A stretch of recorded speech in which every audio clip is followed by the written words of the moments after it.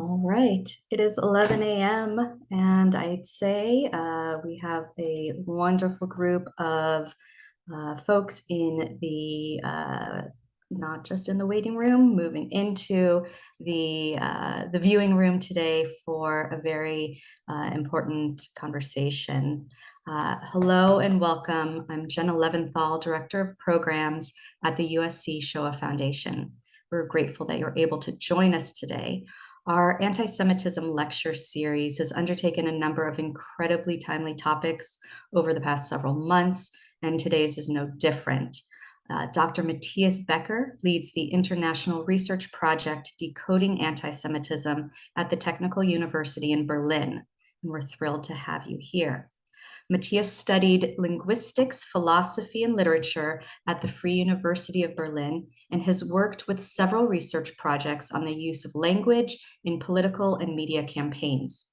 His doctoral dissertation analyzed the linguistic construction of national pride, anti-Semitic stereotypes, and demonizing historical analogies in British and German discourses on the Israeli-Palestinian conflict. A consistent link between all his research endeavors is the question of how implicit hate speech is constructed and what conditions its production is subject to. His current work leading the Decoding Antisemitism project brings together 15 researchers to analyze anti-Semitism in mainstream discourse online in Germany, France, and the UK, and hopefully in other locations soon. We are so grateful to welcome Dr. Becker. Over to you. I will give you the sharing privileges. Let's see, stop, and now over for the very important conversation. Dr. Becker. Yes, thank you so much for this introduction and for inviting me to your series, the Antisemitism Lecture Series. I really appreciate the opportunity to be here, especially in these times when we are witnessing an unleashing of antisemitism on a global scale. And of course, social media and online discourse in general play an essential role in these developments. So maybe in the next 45 minutes, I can shed some light on where we as social media researchers stand right now. I try to keep it short. This is not my forte though, but I do my best. And Jenna, you already mentioned the disciplines that we apply. As you said, I'm a linguist by training. More specifically, my background is applied cognitive linguistics and research on prejudice, in particular, anti-Semitism studies that I've been working on in the last 10 years. And this linguistic approach that I've used makes perfect sense if you want to understand how a hate ideology like anti-Semitism occurs in society today. So every statement gives you, to some extent, relevant insights into the speaker's way of thinking, into their worldview. Language works like a door to the mind. Just when you think of discourse analysis, Michel Foucault, the French tradition, but also today, critical discourse studies, CDA, that exist primarily in the UK and in Germany, where the purpose of the whole research is to understand how, for instance, in the political arena, but also in media discourse, topics like gender equality, but also anti-Semitism, our topic, racism, topics like immigration, terrorism are conceptualized.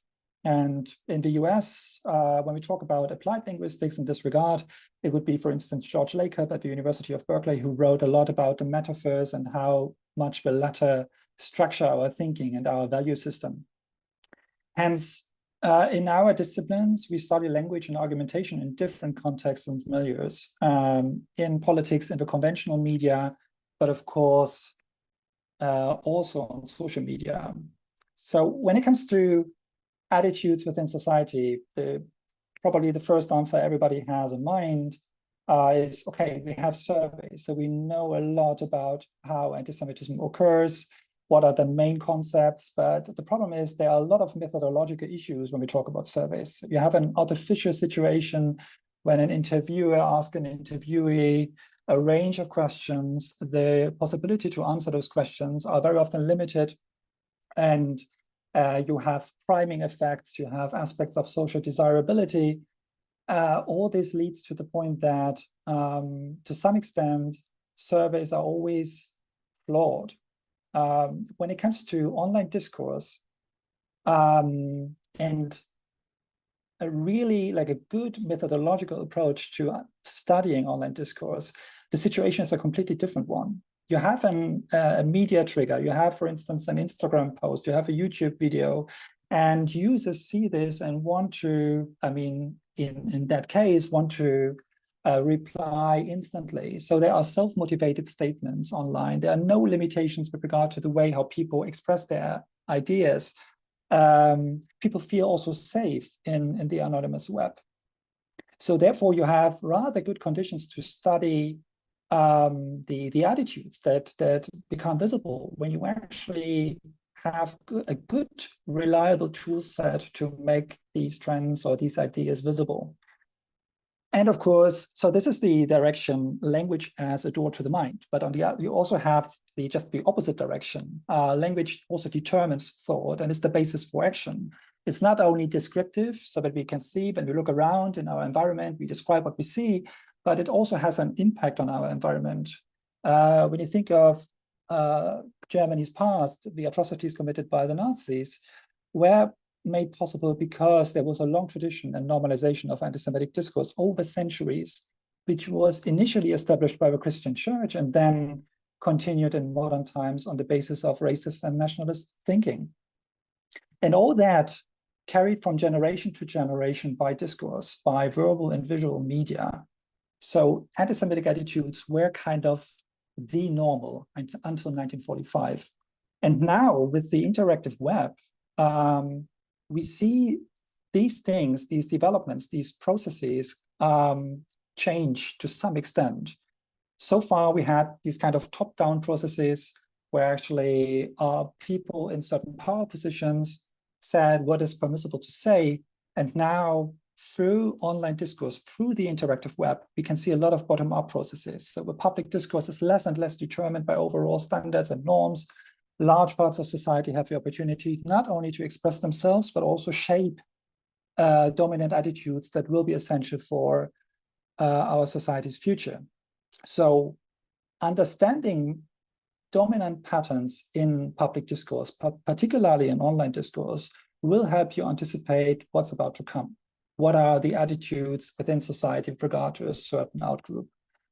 Hence, words matter. You can also see this in the current climate in the US. When it comes to anti-Semitism, we had in the last 12 months the scandal about Kanye West. We had Elon Musk's statements about the ADL and George Soros, as well as the quasi non-existing guidelines and content moderation on Twitter/X. And of course, the escalation phases in the Mideast conflict, May 2021, and now also since October the 7th. So understanding these both sides, the analysis of hidden attitudes, but also the potential impact of public discourse on our future stand in the foreground of our analysis. So in my talk, I will discuss the objectives, the methods, and recent observations we've made as part of the Decoding Antisemitism research project.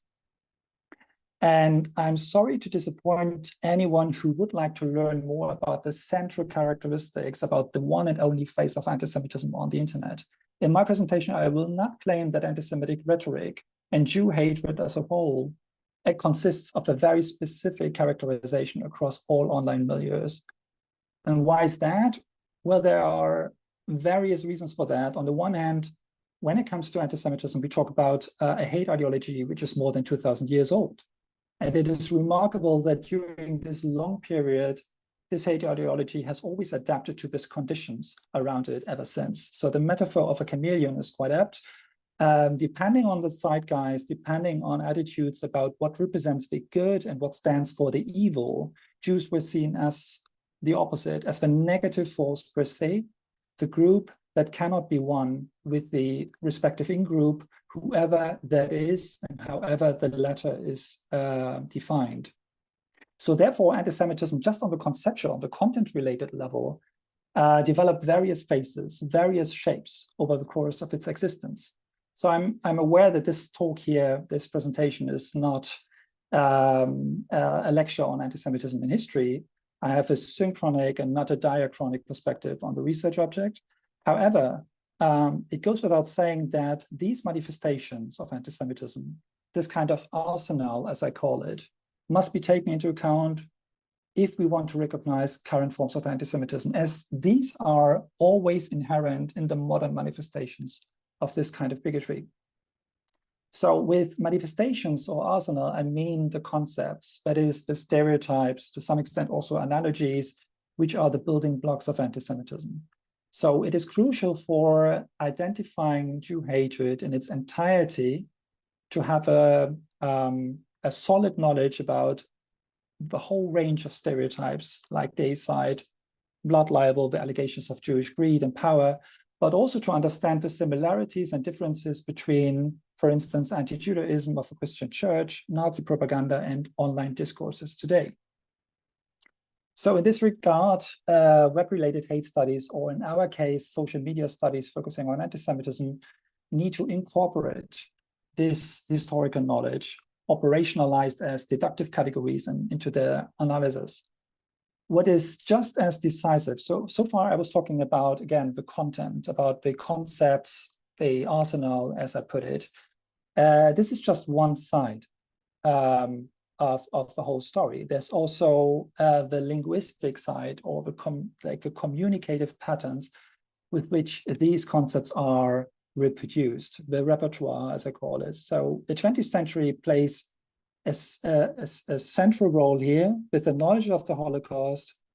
Anti-Semitism in many cases has not been reproduced explicitly anymore. That is, you have the idea on one side, and on the other side, the expression of it. Many people with corresponding worldviews express related attitudes via communicative detours. And that's also called secondary or post-Holocaust anti-Semitism. And here language comes in a proper sense of the word. Due to the knowledge of the Holocaust as an unprecedented crime, officially anti-Semitism was no longer accepted after 1945. It was the first time in German and European history that anti-Semitism was not permissible to say anymore. Again, as I said before that it was a cultural normality.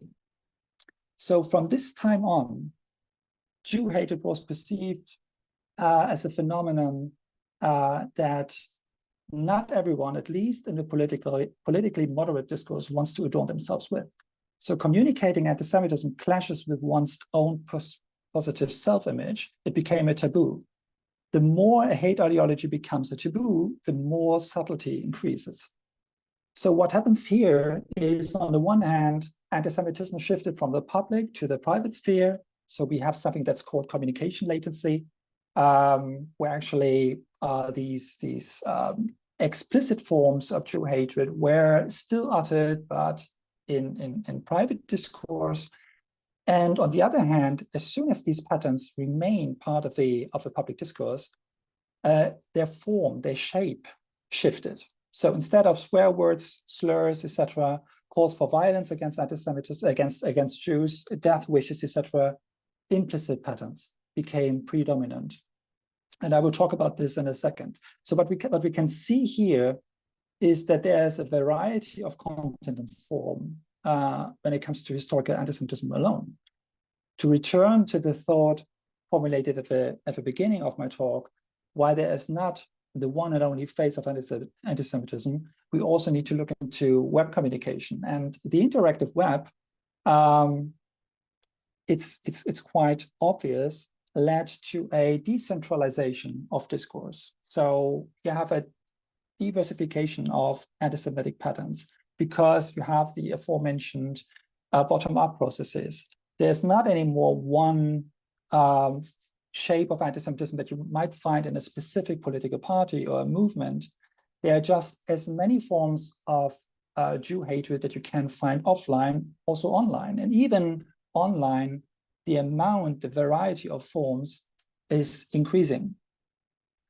And of course, in contrast to previous phenomena or previous forms of top-down processes. Today, we have a polyphony of voices, ideologically characterized attitudes, which can naturally shape the public debate in an uncontrolled way and steer it in a new direction.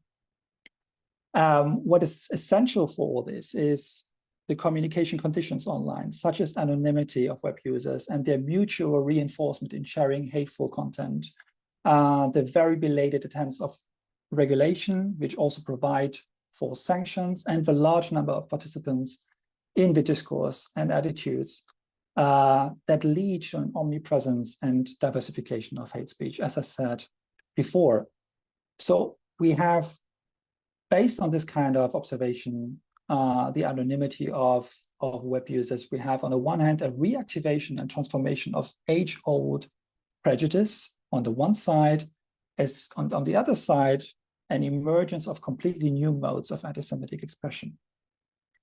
And in order to say something about online discourse and not losing oneself in anecdotal references, what's happening in this online milieu or on that online milieu, we need to get a clear and reliable overview with regard to the concepts and patterns throughout the web.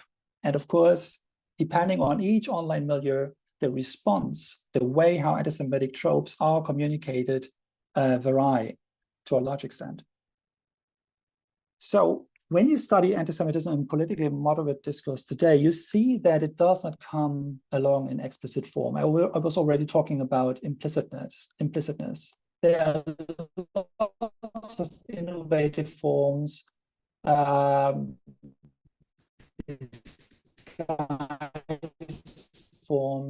wordplay, jokes, analogies, also still overt examples of anti-Semitism, and with these explicit forms of anti-Semitism, for instance, a one-to-one relationship between the idea of Jewish greed and the expression of it, or the sentence "Jews control the world," or insults. All these would be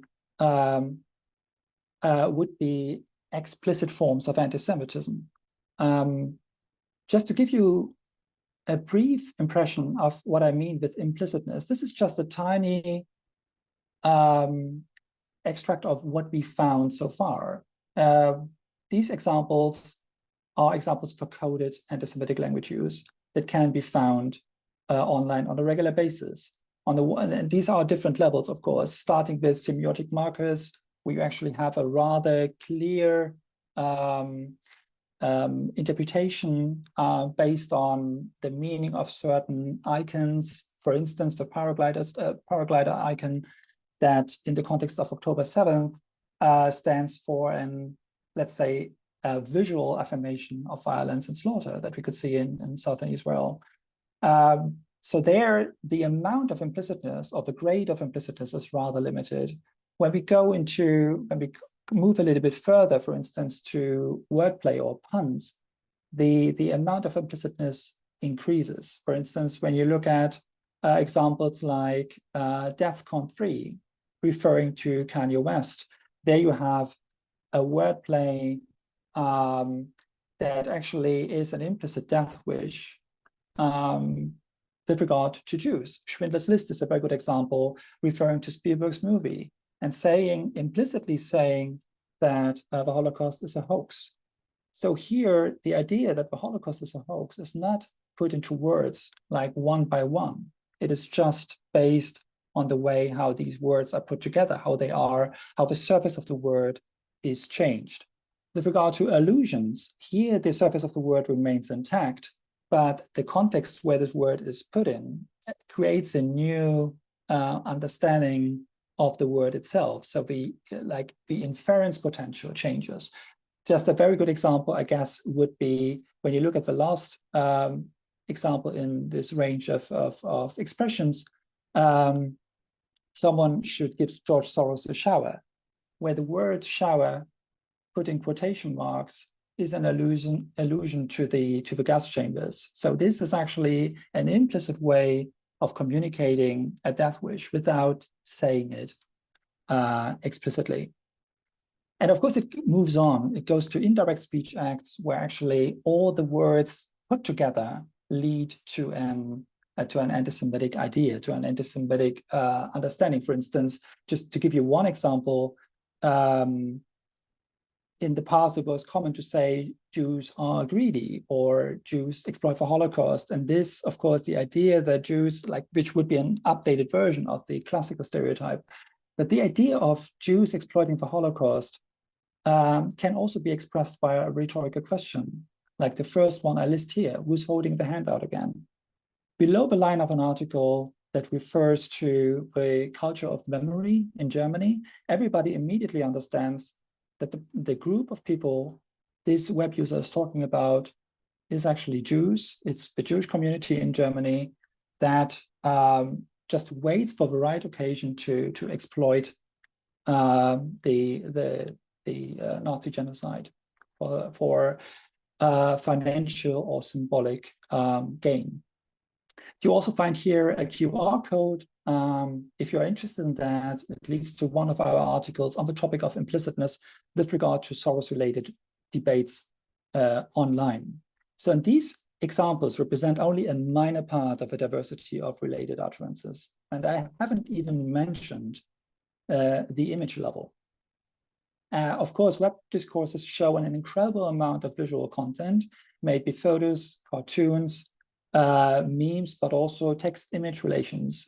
Probably the best known would be the Happy Merchant, an anti-Semitic meme depicting a drawing of a Jewish man who heavily stereotyped with heavily stereotyped facial features, who's greedily rubbing his hands together. And this is just an example of how widespread these ideas are when we talk about Hollywood, when we talk about the cancer industry, pornography, etc. And it doesn't stop there. When you just think of 9/11, when you think of Trump being kind of a servant of a Jewish lobby, of course, the COVID-19 pandemic or the war in Ukraine, you can see the adaptability, the compatibility of these patterns.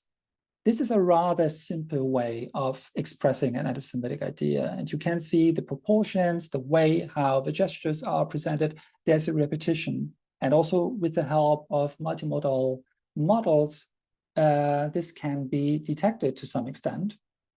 It gets more and more complicated when we talk about memes like those ones. For instance, expressing the idea of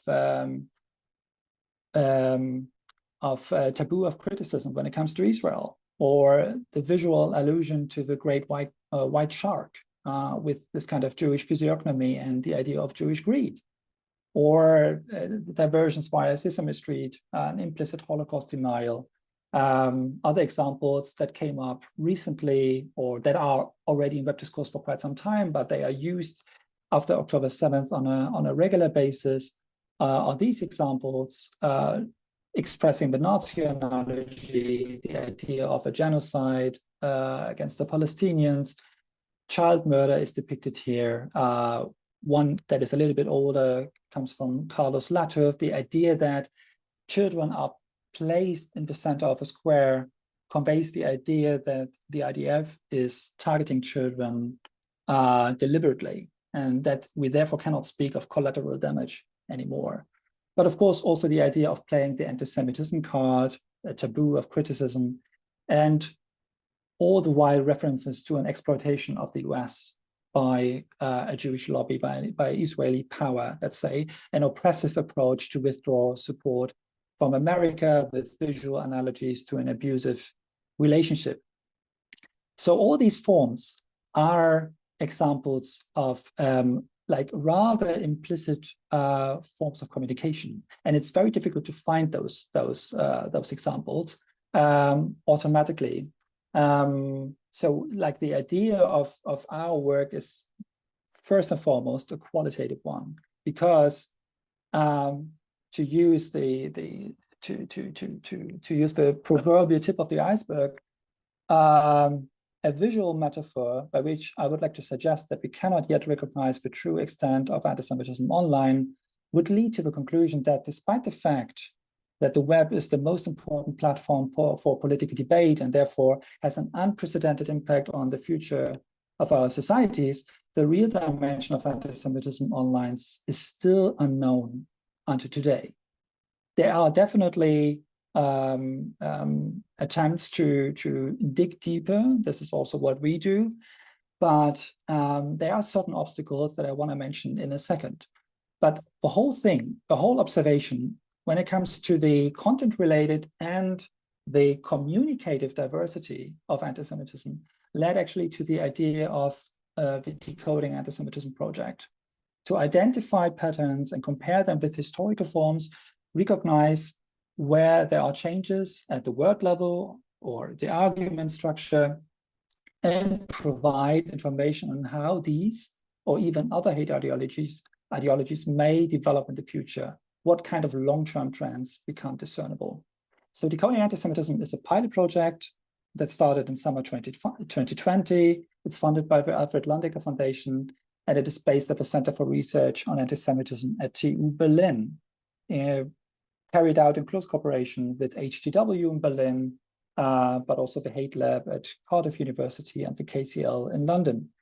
And as Jenna said at the beginning, we have a rather big team of scholars coming from different backgrounds: linguistics, semiotics, media studies, mainly experts in the field of pattern analysis, who based on their experience can assess the complexity of language. Throughout the pilot project, we focus on 3 countries: Germany, France, and the UK. And it's about mainstream discourse. So it's not so much about fringe communication, extremist forms of anti-Semitism, but the question was essential, or was just standing in the foreground, that we wanted to understand, if there's anti-Semitism in politically moderate discourse, how does it occur? What kind of means are being used by web users in order to express anti-Semitic ideas? What we are interested in is the discourse itself, the normalization of anti-Semitic communication, and not primarily the identity of a person or a group. So that's really clearly a linguistic project that we follow. The definition of I mentioned already the term, the category of hate speech.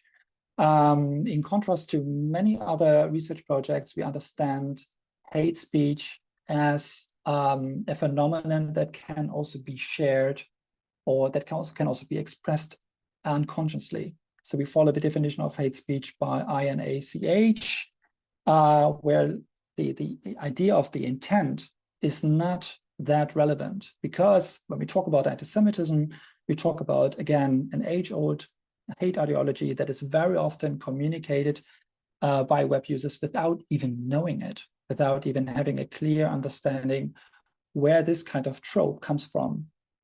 So the intent is not what we are looking at. We look at the potential impact of a statement.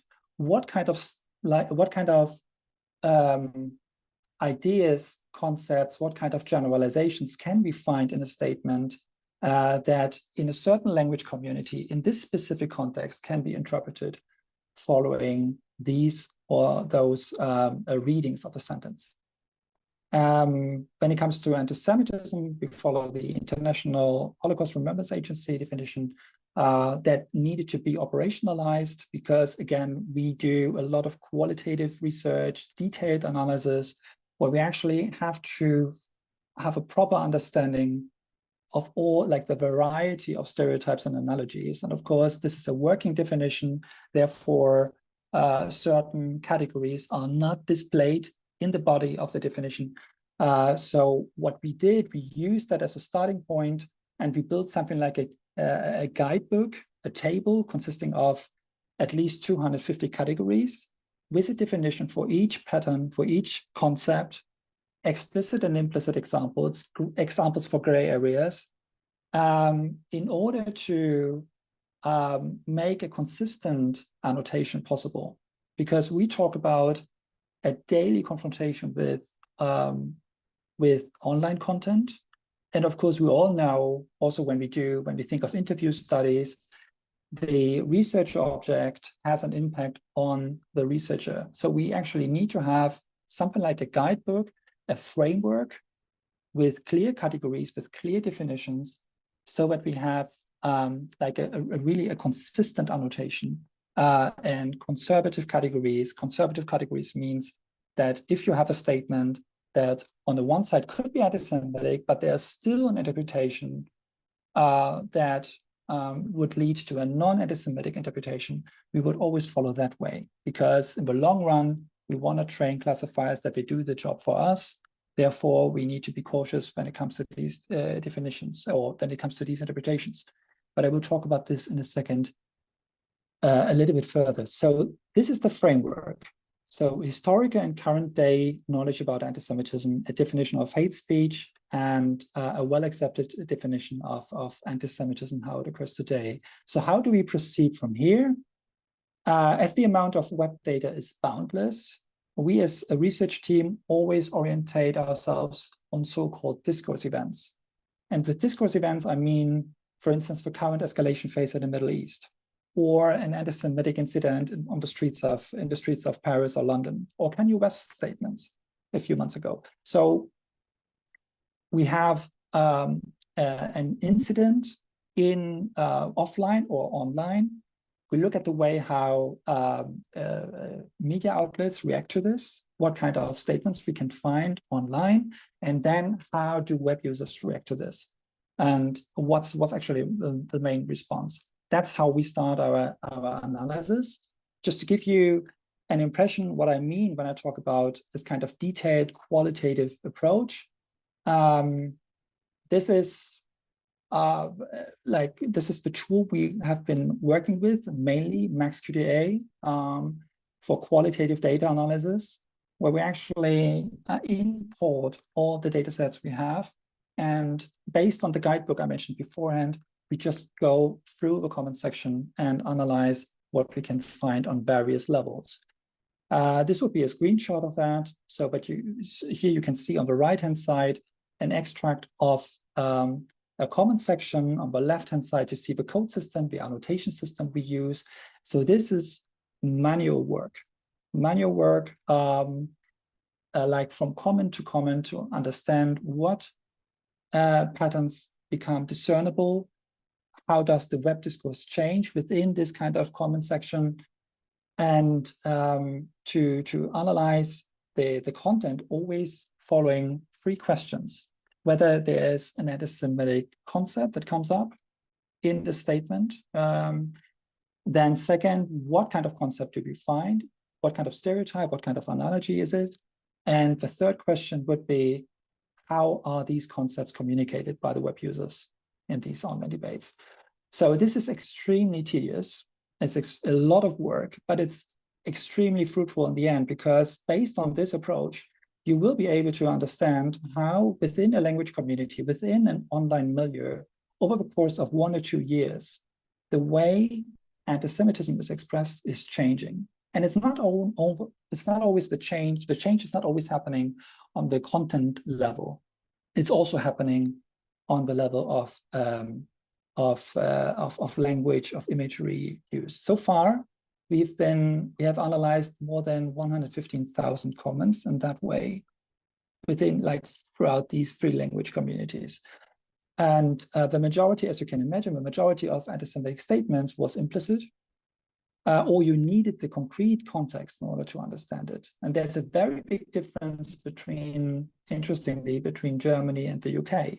France is very often in the middle between the 2 countries, but particularly on the British side, we could see a very high frequency of anti-Semitic statements. It seems as if there was really a lack of awareness when it comes to anti-Semitic tropes. Based on these qualitative analysis, we have been working on a lexicon that will be published at the beginning of next year, an open access publication published with Palgrave Macmillan. And there you have roughly 45 chapters. Each chapter is dedicated to a specific stereotype. And starting with the definition, a historical overview, and then just listing those examples, explicit, implicit examples, and then gray areas. And I think this kind of lexicon, which can be used by scholars, but also by civil society when it comes to the identification of anti-Semitism, can also be used with regard to other hate ideologies, because of course each hate ideology is specific on its own. It has their own concepts, their own patterns. But when it comes to language, when it comes to implicitness, there are lots of similarities. So even if you're interested in other forms of racism, you can use this lexicon in order to draw the line between critical speech and hate speech. So overall, the research design of the Decoding Antisemitism project consists of 3 steps. First would be the qualitative content analysis, which I mentioned, which I explained in detail with reference to MaxQDA. The second one would be training large language models that, like models that actually aim to replicate the decisions from our team of experts. And the third step would be quantitative corpus analysis, collocation analysis, vector analysis, where I actually look into the way how certain words that come up on a regular basis are, what kind of relationship these words have between each other. How often does the word, for instance, genocide, how often does it occur in the context of the idea of apartheid, as an example? So since we very often don't know, before we actually have this kind of first step, the qualitative approach, how anti-Semitism is expressed, the Decoding Antisemitism project really starts with the qualitative analysis in order to understand how anti-Semitism occurs. And then with far more refined parameters, we actually add the quantitative part.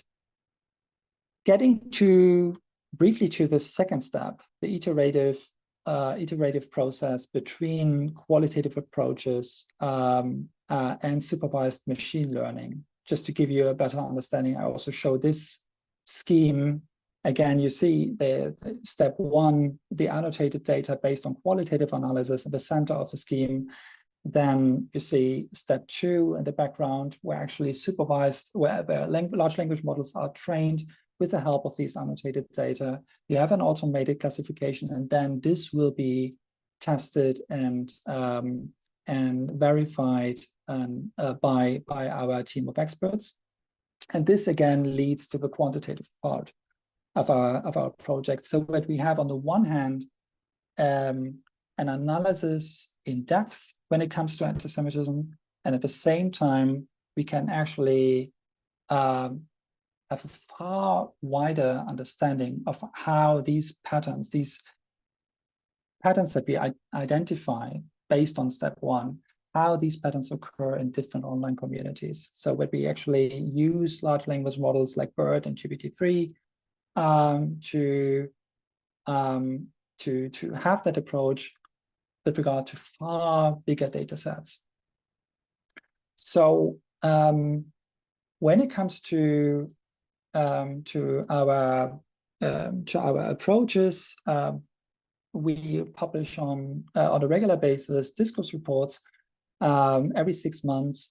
And in the last report that we published, the 5th report, we actually looked into the way how Google's Perspective API was performing with the same data set. We compared it with the BERT model we trained so far, and we could see that there are big differences. Google's Perspective API is an existing web service which aims at detecting toxic language that was found, and we could find there was a strong bias regarding specific keywords, and it could not easily detect disguised forms of anti-Semitism. So the scores differ significantly.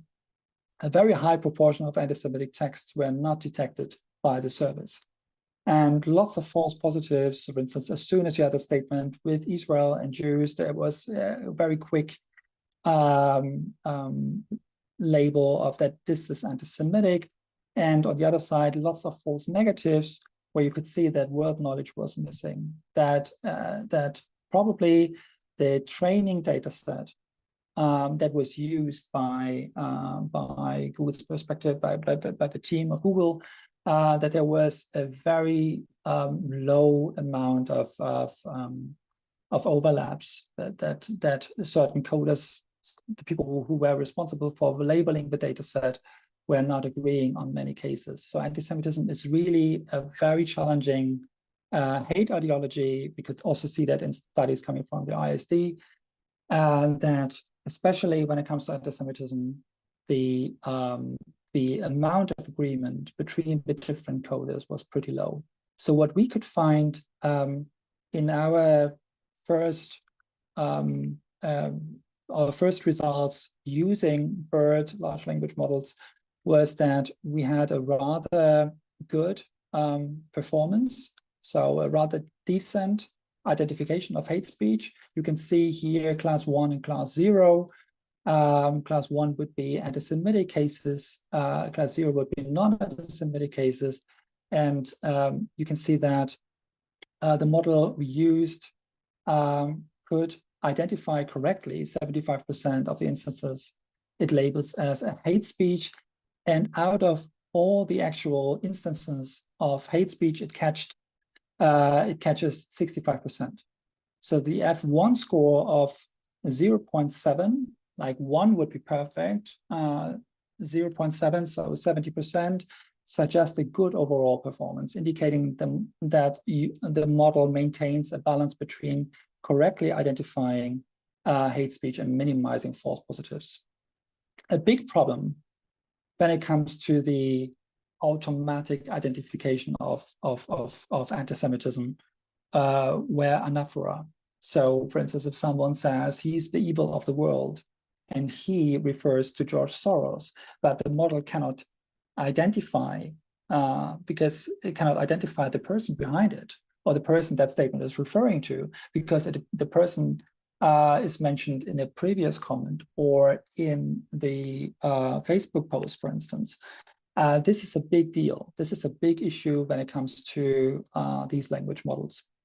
But also context, word knowledge, irony, indirect speech acts that activate a certain concept. All this is an extreme challenge for these language models. So there's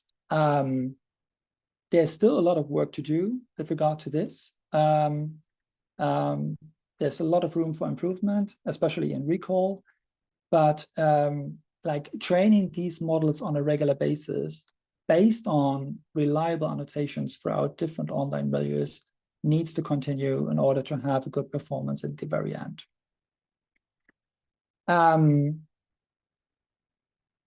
So I can just say there's a question. These reports are available for sure. You can find them on our website. You can also find them here. Again, there's a QR code that will lead you directly to our reports and the website. So feel free to download these reports and get a better overview of where we stand. Regarding the knowledge transfer, I just mentioned the discourse reports. The discourse reports that are published every 6 months aim for closing the gap between us, i.e. the ivory tower, and civil society. There's always a kind of an update of what kind of research we've been doing so far. And the 5th report was Kanye West, FIFA in Qatar, elections in Israel. These were the topics. Right now, of course, we look at the current escalation phase, but of course, we also try to connect the 3 methodological steps and give an overview of where we stand at the moment. And what is also crucial is to have regular workshops for teachers, journalists, but also influencers. For instance, we have a cooperation with the Tel Aviv Institute that invites on a regular basis influencers from all over the world. It's very important to make that knowledge accessible to different parts of civil society. Of course, we want to send impulses for content moderation so that the way how this kind of moderation is taking place gets some improvement, because this is really necessary. And of course, training police and research centers that work on de-radicalization are part of our work. And of course, anti-Semitism studies need to work together, especially when we talk about fringe communities where different hate ideologies support each other or strengthen each other. We need to work together with other web-related hate studies, when it comes to racism, when it comes to sexism, misogyny, that also became visible now in the context of the current escalation phase. So therefore, we really try to engage and again foster the collaboration with other research centers dealing with other hate ideologies. We also had an expert workshop series that you can also find online, and we will publish the results of these discussions with other scholars that we're working with on racism, for instance. I mentioned different case studies. I think there's not much time to elaborate on this. But I just want to give you some, like a few numbers. I already mentioned the difference between the three language communities, right? So that particularly and interestingly, the UK was very, or like the web discourse below the line of British news outlets. There you could find a lot of anti-Semitism, for instance. Not so much in this particular case, but when it comes to Kanye West, the slide I'm just showing, but throughout all discourse events we were looking at, particularly on the British side, there are different reasons for that. I can talk about this during the Q&A if you want. There was just an incredible frequency of anti-Semitic tropes. And Germany is very often on the other side. For instance, Kanye West didn't trigger much anti-Semitism in those online milieus we were interested in. Of course, when it comes to Telegram or Instagram, the situation would be different. We were mainly looking at Facebook and YouTube, and to some extent also X. But on the German side, there was not much to find. That doesn't mean that there's no problem with anti-Semitism on the German side, of course. But the reason for the lower amount of anti-Semitism is that the statements coming from Kanye West were just too overt. That's our interpretation. They were just too clear, and it was just too much, particularly in politically moderate discourse, it was too much colliding with a positive self-image on the German side. The same holds true with the COVID-19 vaccine rollout in Israel. We looked at that. It was in the second report, where you could see that, again, Germany was really, the amount of anti-Semitism was pretty low. The Russian invasion of Ukraine, again, Germany was just with 1%. The reason, again, was that the discourse events in their structure, in their nature, didn't provoke anti-Semitism. A completely different scenario would be that. Last year's Documenta, the art exhibition, the most famous one in Germany, where you could see anti-Semitic paintings and cartoons presented. And this led to an incredible amount of anti-Semitism in the online milieus we were looking at. Also, conservative anti-Semitism, like this case on the right side, where we can see that the presence of anti-Semitism within mainstream discourse, within politically moderate contexts in Germany, directly collide with a positive self-image. And that, of course, leads to a huge amount of anti-Semitism on the side of web users. And to finish my talk, I just want to give you some numbers with regard to our current analysis with regard to the escalation phase. First, I would like to mention briefly our research on the escalation phase in May 2021, where you can see the numbers again.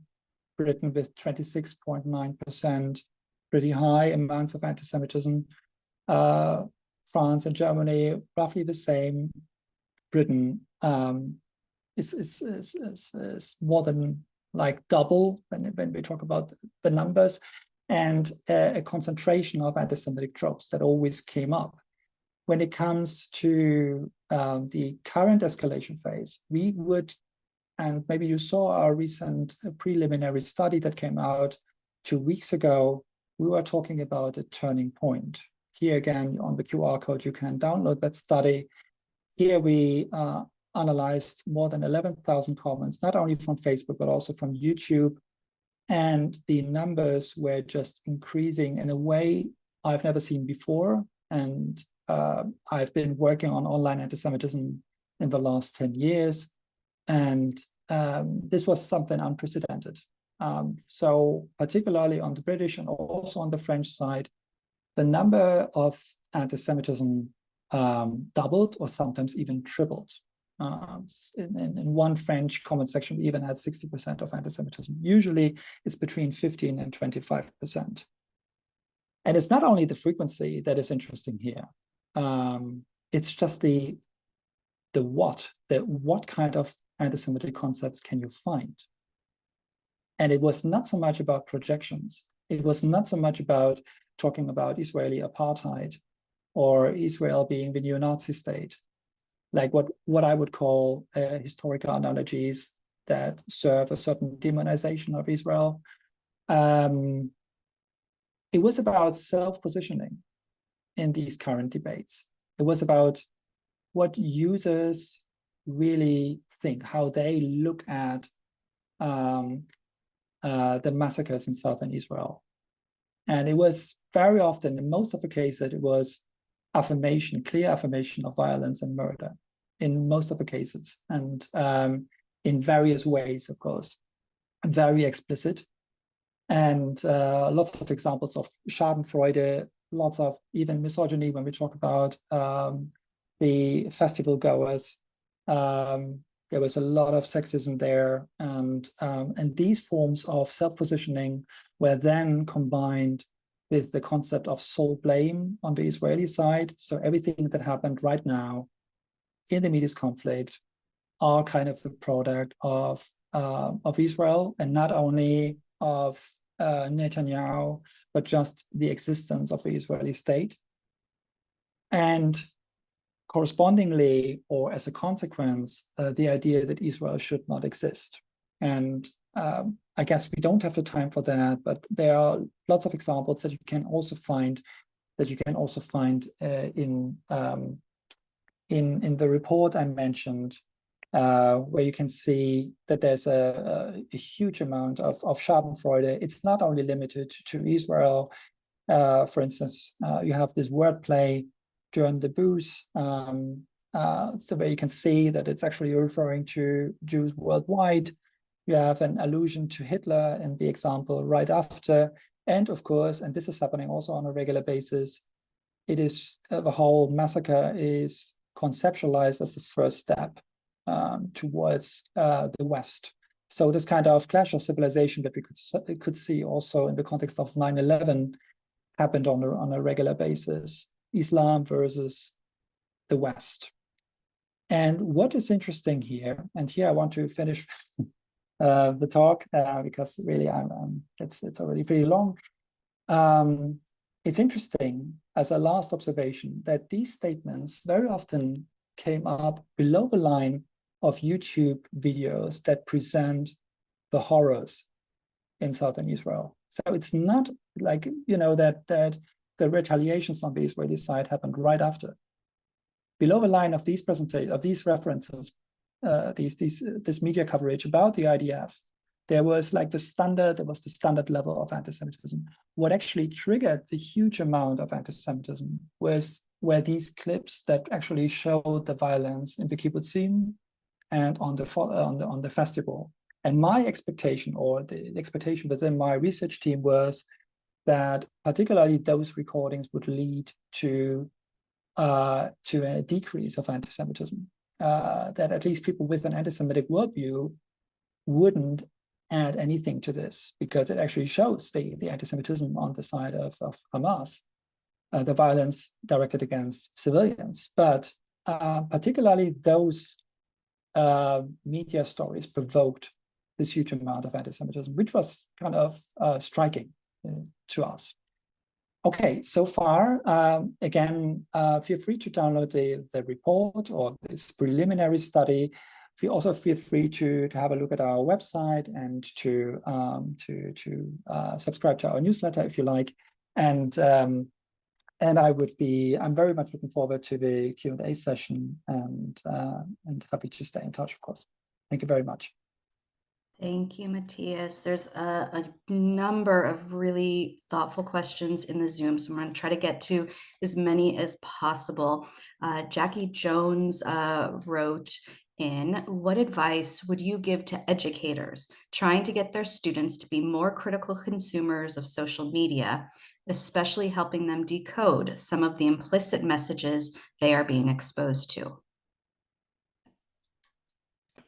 Yes, thank you very much. Yeah, this is of course a very important aspect. And in the last years, I've been working with teachers, particularly in Berlin, but to some extent also in London. And I would say, yeah, what really matters here is that teachers, multipliers are aware of the way anti-Semitism is expressed online. Because when we talk about these intervention strategies on the German side, there were very often references to cartoons of the Stürmer, of Nazi propaganda when it comes to anti-Semitism. And I was all the time just saying, this is not the anti-Semitism your students are being confronted with. Again, anti-Semitism changed throughout the 20th century, and particularly now.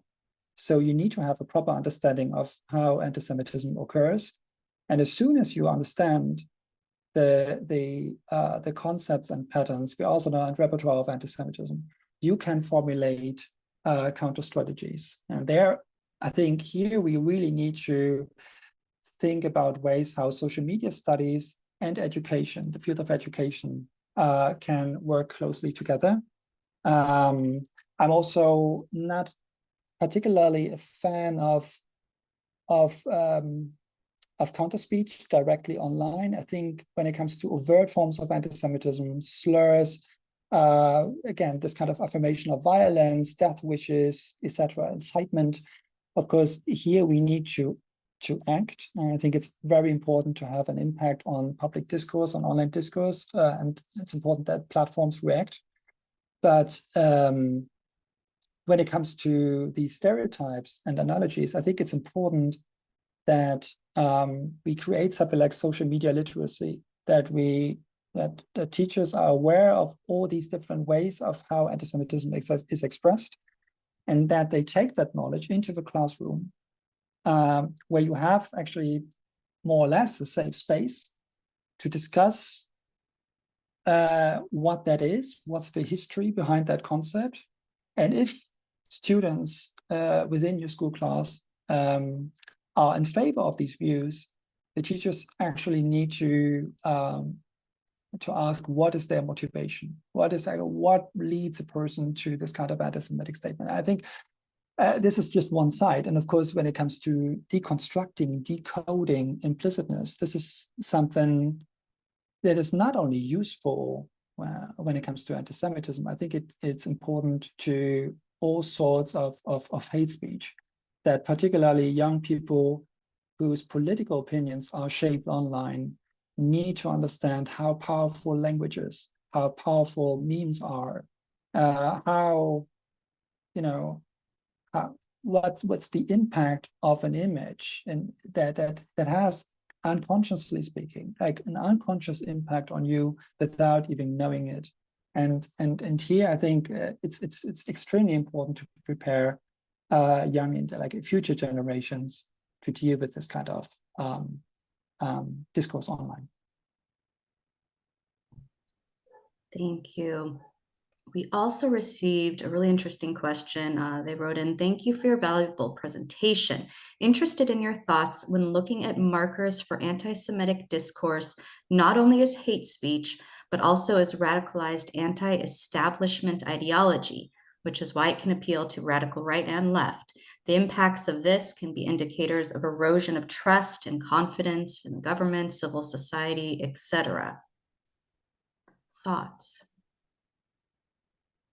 Yeah, well, this is. I mean, there are lots of overlaps between anti-Semitism and anti-elitism, for instance, or the mistrust or the lack of trust into democratic institutions. We can see this particularly at the moment in Germany, and here I think there are definitely lots of overlaps. I think it is still important to see, and that's what we do. I mentioned briefly this kind of conservative coding we follow, that we try to understand, is this already an example of anti-elitist rhetoric, or is that already an anti-Semitic statement that behind a certain institution, behind the president of the US, for instance, a Jewish lobby is sitting and influencing the political work? I think here it is important to, when it comes to web discourse, to draw the line, what is actually anti-Semitic and what is like an anti-democratic resentment, which of course is dangerous as well. And we can always see, this is also common sense, common knowledge, that anti-Semitism, as soon as anti-Semitism occurs, it's always an indicator for anti-democratic, anti-pluralistic mindset within society. That this is just the first step. Therefore, it is important to take that into consideration. But yeah, it's important to look at what is actually communicated and how much these two hate ideologies or these two patterns, two ideas come together.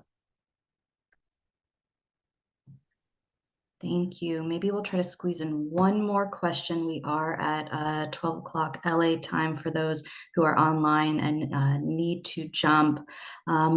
We heard a number of themes around, is this the new normal?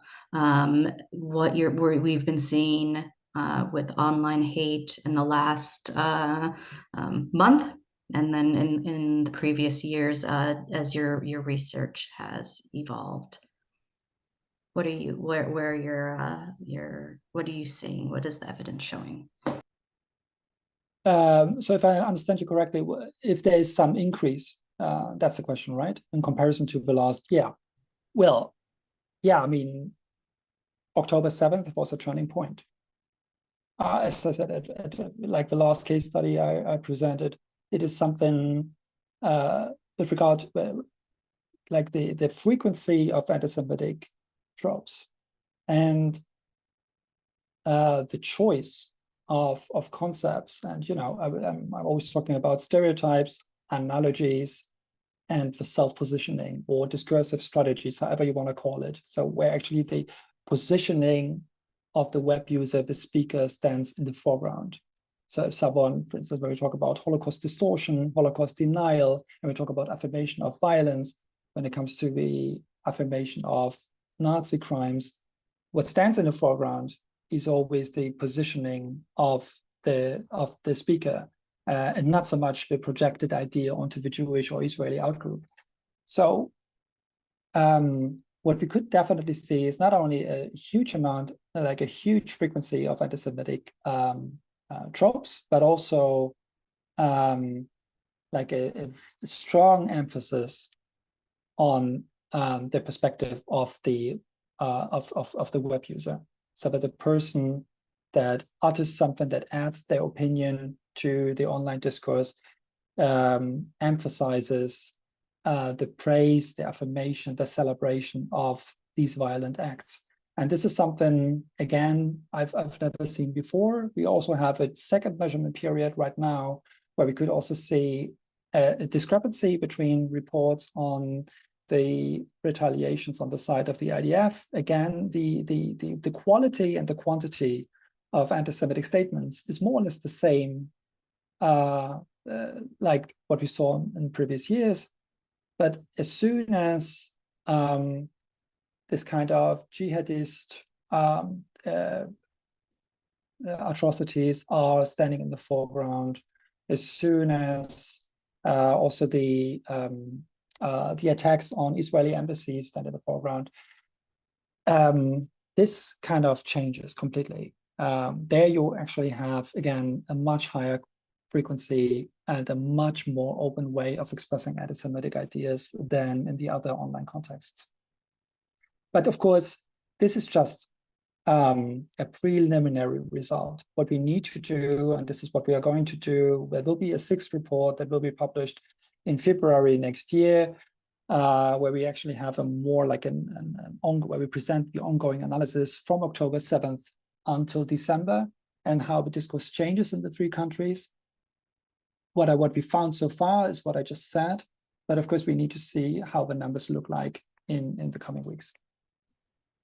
Thank you for doing this work and bringing this very important topic to us. For those of you whose questions we did not get answered, we will try our best to follow up. If you want to reach out to us, Dr. Becker, please scan that QR code.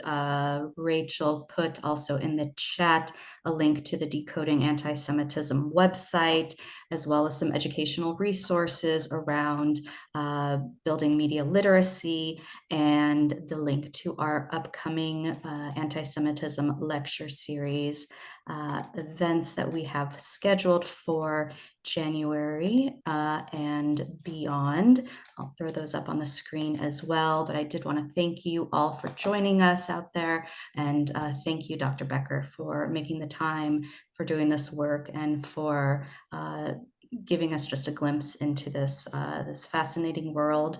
For those of you who are not linguistic experts, this was really illuminating, and we're grateful for your time. So thank you all. We hope to see you again soon. Everyone stay safe and be well. Thank you. Thank you.